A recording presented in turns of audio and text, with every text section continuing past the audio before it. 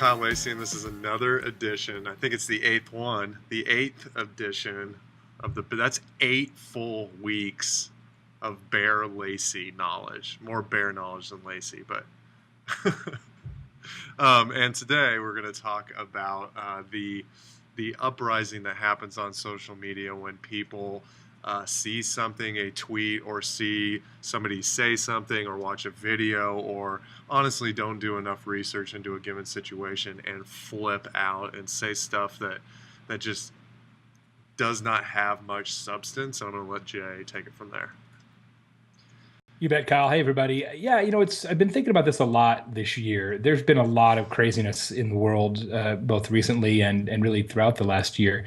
And look, real-time business is amazing, right? The fact that Twitter and to a somewhat lesser degree Facebook allows us to communicate in sort of a river format instead of a series of lakes and everything is real time is amazing, right? I mean, heck, I wrote most of a book about that. But I feel like sometimes people are rushing to be first instead of taking the time to be best.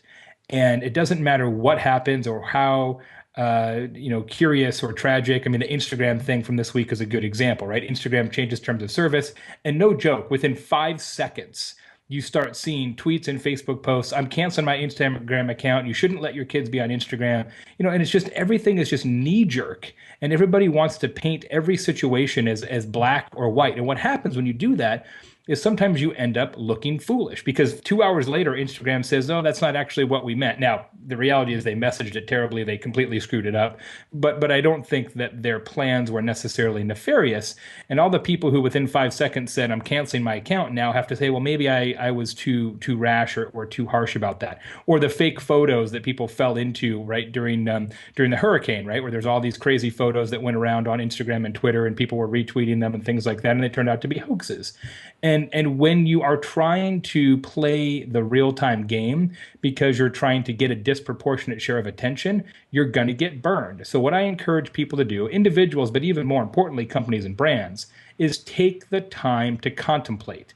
Look at both sides of the issue and don't get sucked into this concept of we've got to react within 3 seconds with a definitive statement that is now going to be on your personal and permanent record forever. Because the internet never forgets.